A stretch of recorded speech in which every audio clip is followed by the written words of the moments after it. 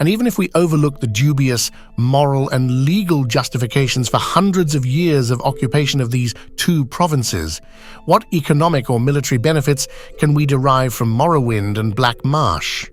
Indeed, a few beneficiaries of imperial monopolies in the provinces do profit from exploitation of their wealth and resources. But does the empire as a whole benefit? Hardly. The vast machineries of the imperial bureaucracies cost far more to maintain than can be recovered in duties and taxes. And the cost of establishing and maintaining the garrisons of the Imperial Legion in the far-flung wilderness posts of these provinces would be cost-effective only if there were evidence of a military threat from the east. But no such evidence exists. No army of Morrowind or Black Marsh has ever threatened the security of any other imperial province, let alone the security of Cyrodiil itself. In fact, a greater threat to imperial security lies in the idle legions that the taxpayer spends thousands of drakes to support. The generals of these legions, facing no enemies or opposition within the borders of their provinces, may look with ambition to the west. With their loyal veteran troops and coffers fattened by friendly monopolists, they become unpredictable political factors in the uncertainties surrounding the imperial succession. If the occupation of Morrowind and Black Marsh were motivated by idealistic aspirations, perhaps there might be some justification for bearing the burden of the empire. But consider the shame of the empire's mute acceptance to the unspeakable practice of slavery in Morrowind. Instead of using our imperial legions to free the wretched Khajiit and Argonian slaves from their dark elf masters, we pay our troopers to protect the indefensible institution of slavery. Within the ebony mines of Morrowind, bloated monopolists under imperial charters exploit slave labor to harvest the outrageous profits assured by rampant graft and corruption.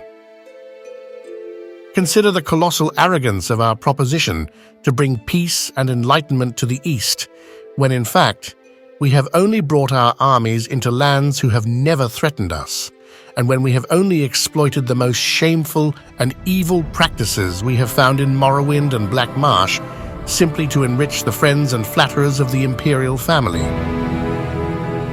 Impartially considered, our occupation of the eastern provinces is morally corrupt, militarily indefensible, and economically ruinous. The only conclusion is that we should disband the Eastern legions, withdraw the imperial bureaucracies and monopolists from the East, and give these ancient lands and peoples their freedom. Only by doing so may we hope to preserve the fragile ideals and fortunes of Western culture.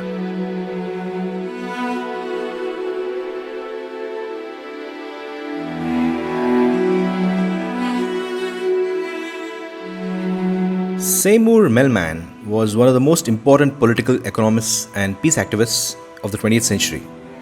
Yes, we're talking about Earth here and not Nern. He wrote a book called Pentagon Capitalism about empires and occupation of foreign territory. He documented the way militarized societies destroy their domestic economies. Billions are spent on the military and occupation of foreign territory at the cost of their local population. Seymour, who coined the term permanent war economy, noted that since the end of the Second World War, the US federal government has spent more than half its discretionary budget on future military operations and foreign occupations. The book is a very thorough examination of the corrosive consequences of democratic governments when combined with military, economic, and political decision makers into one centralized authority. When I read this book called The Eastern Provinces Impartially Considered in the Imperial Library, I was instantly reminded of Seymour Melman's book. The article says only a few benefit from the empire's exploitation of wealth and resources of Morrowind and Black Marsh. It also talks about how the empire manufactures a military threat from the east when none exists. The article scoffs at the empire's proposition to bring peace and enlightenment to Morrowind and Black Marsh by exploiting the most shameful and evil practices for the gain of few friends and flatterers of the imperial family. Sadly, all of this sounds very similar to what we see in our depressing world today.